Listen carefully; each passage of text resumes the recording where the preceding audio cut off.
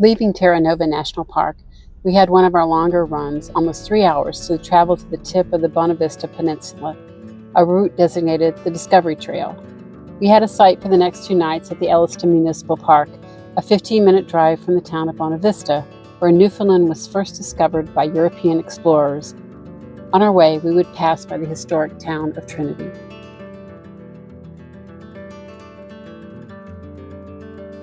While we knew Trinity was a picturesque town by the water with several historic sites, we were motivated to make this side trip for a slightly different reason: to get our card stamped, literally. Trinity was one of the 3 stamps we still needed to earn our free ice cream at Sweet Rock.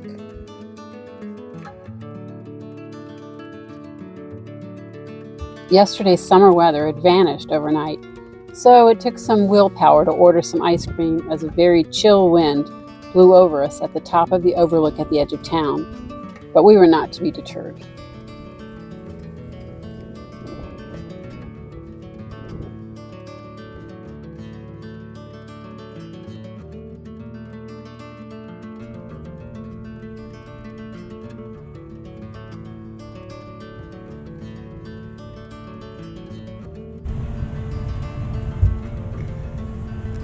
We came into Trinity to get some ice cream at the Sweet Rock up on the hill, but didn't anticipate how narrow the streets are, so turn left, then slight left. We're making our way slowly back to the road out to Bonavista.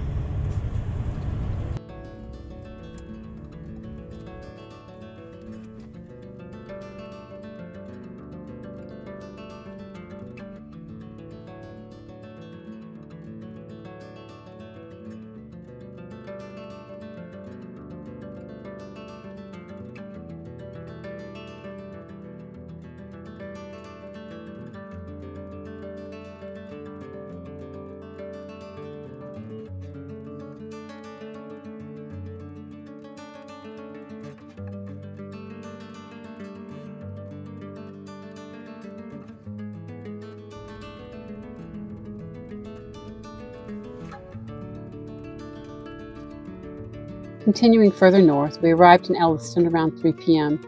This town is all about the Puffins, as was evidenced everywhere we looked.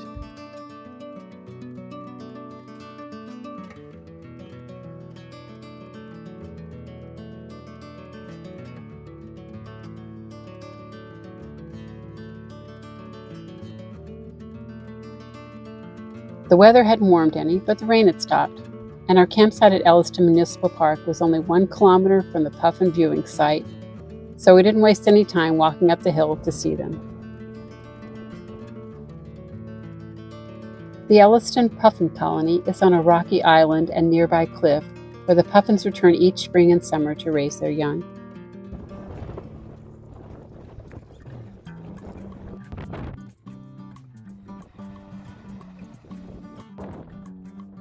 Those that chose to share the cliff with us were unconcerned about our presence, giving us a chance to see lots of them up close.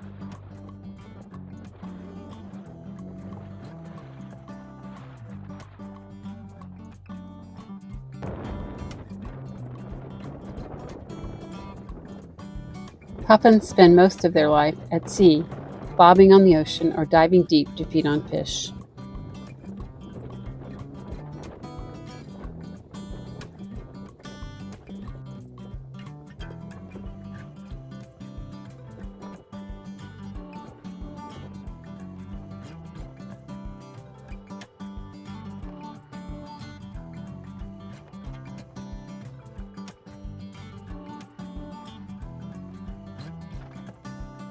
In spring, their colorful beaks turn bright orange during the mating season.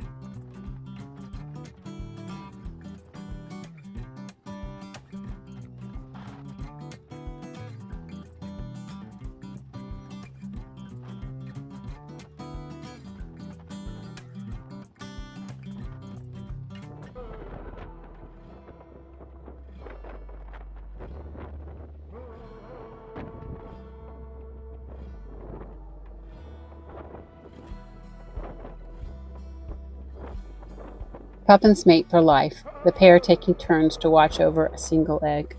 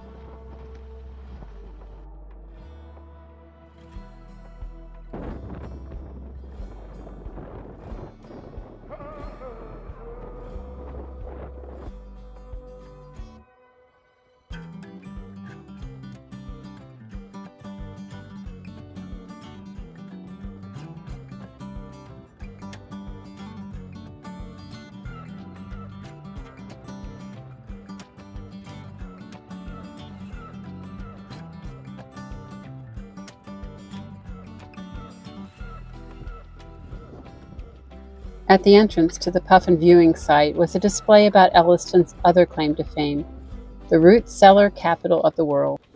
To preserve food through the long winter and into the spring, before more could be harvested, and since imported food was expensive and unreliable, the residents used the abundant rocks nearby to make the insulated walls of their 133 local root cellars. The beef and vegetables that populate the popular dish, a jig's dinner, which we enjoyed back in Gander, would come from this valuable storage shed.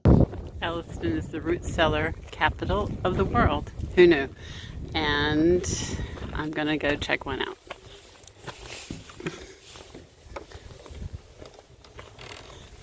It is very dark, and as you would expect a root cellar to be, but the constant temperature, obviously, like most root cellars, is what keeps their produce fresh longer.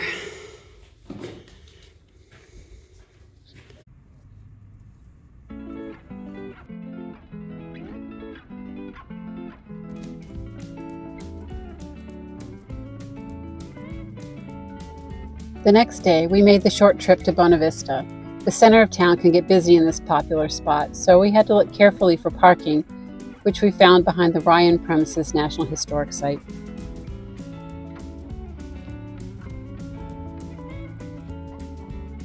Inside this former cod merchant's store and warehouses, we learned a lot more about the business of the inshore cod fishery that allowed this town to prosper for hundreds of years, and the unequal partnership between the fisherman and the merchant.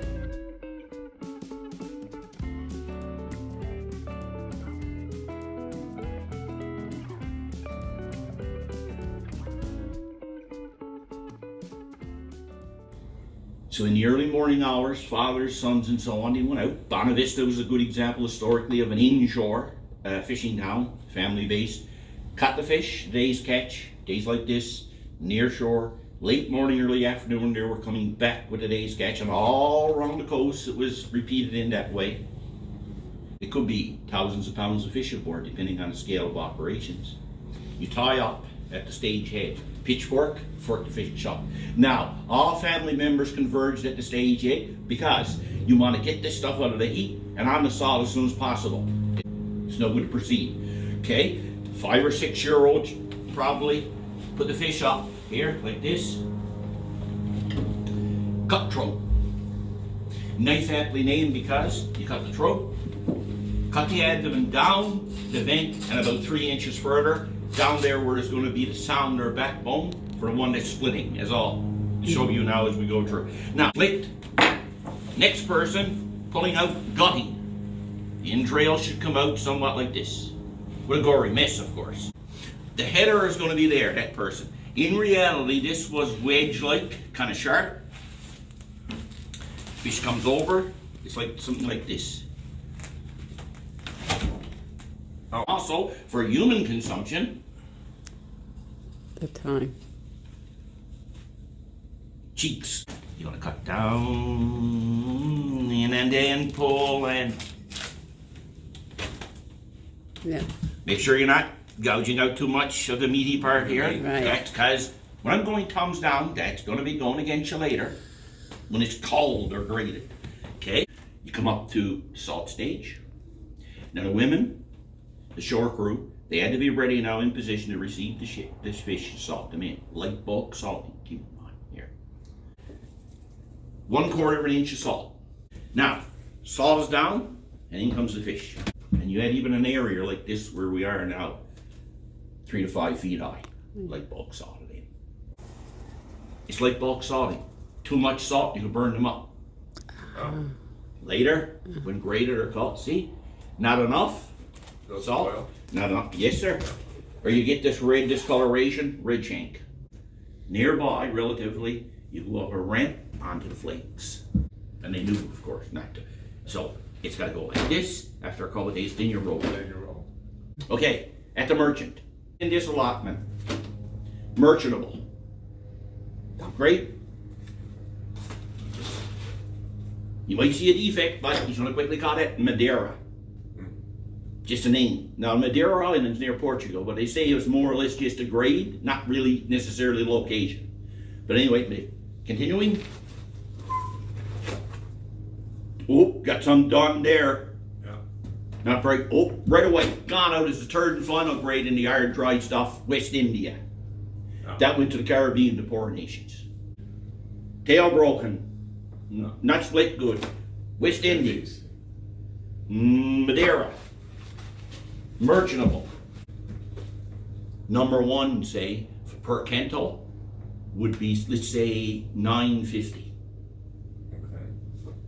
Merchantable. Madeira, $8.50. Just use some numbers. Yeah. West Indy, $1.50 maybe. Oh wow, big difference. See? Yeah. So, total value of the fish for the season in the old ledger, there was your debt over there in that time there, late May there. Subtract to try to square up the debt. Upstairs in the main building were artifacts from the everyday life of Bonavista over the centuries.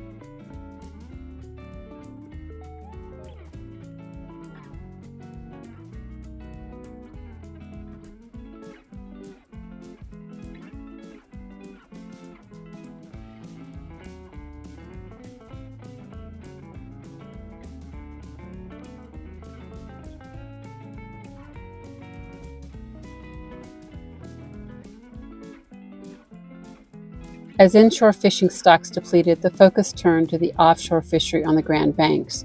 A schooner would carry several dories that would be lowered with a crew who would harvest the fish and return to the mothership with a catch. This had to be salted for preservation right away, and it was thus considered lower quality than that processed from the inshore fishery.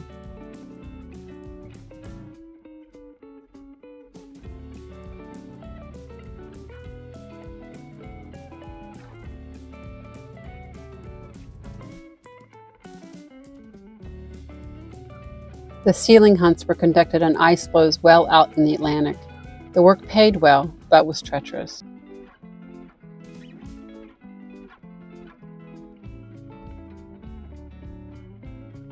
Walking further around the harbor, we made our way to the Matthew Legacy Building to see a full-size replica of the ship Giovanni Cabot, or John Cabot, sailed into Bonavista Harbor on June 24, 1497. The town's name comes from his exclamation upon seeing it, "Oh, beautiful sight," that is, Bonavista. Although his voyage was made for England's Henry VII, Giovanni Cabot was Venetian, and Venice acknowledged their native son 500 years later with a monument displayed in front of the building. After our tour guide described the ship, its crew, and the voyage to this Newfoundland, we were encouraged to explore.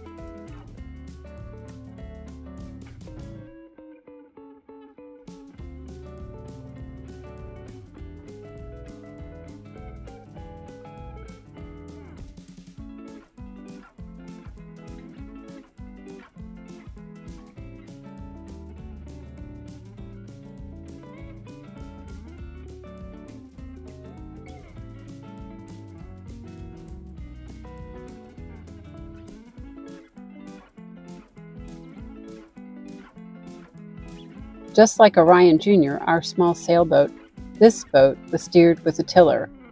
However, this tiller required a little bit more strength to move from place to place. That's how you move the tiller down below.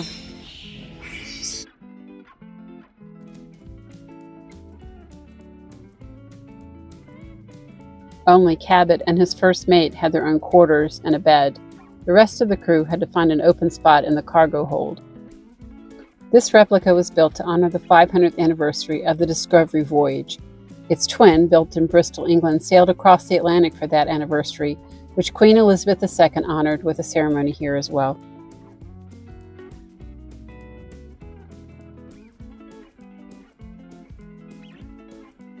Since it was a nice day, we strolled around town toward yet another sweet rock for another stamp on our cards before finding a place for lunch. Only one more to go. At Mifflin's Tea Room, we tried some of the food the locals love: fish cakes and fish and brews. Fish and brews is a mixture of salted cod and hard bread that was filling, but not that tasty. The fish cakes were much better. After lunch, we drove further north to the very tip of the peninsula where the Bonavista Lighthouse sits.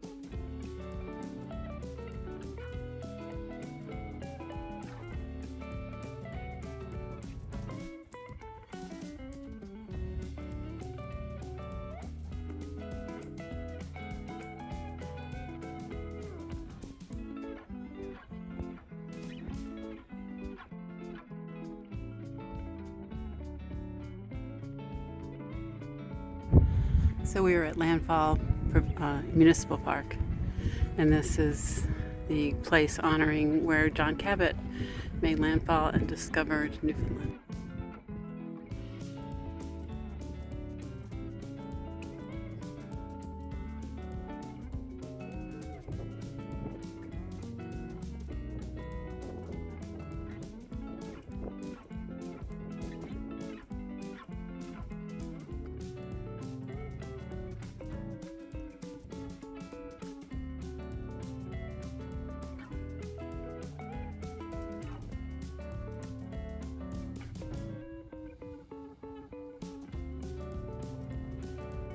So this is Landfall Municipal Park, and it's a popular boondocking spot here by the lighthouse at Bonavista. There are some porta potties, and that's all the services that are provided, but it's a beautiful spot with the ocean in the distance and the beautiful view. We chose not to stay here. We're down at Elliston, which is also pretty, but this would have been a lovely stop too.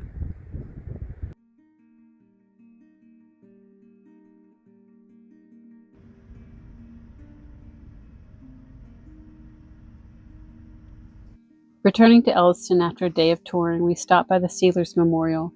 This monument is a memorial to the sealers from the SS Newfoundland who lost their lives after being stranded on the ice in a blizzard. The statue is of a father and son lost in this disaster who were later found in a protective embrace. The monument lists the names of each of the sealers who died.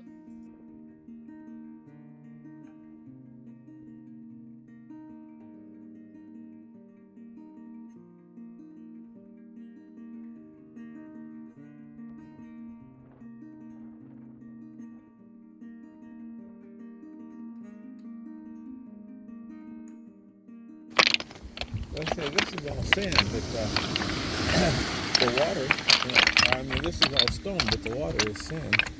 And it is. Our whirlwind tour of the area was coming to a close. Our next stop would take us further east to the Avalon Peninsula, where we would drive the Irish sloop, which held the promise of seeing more whales.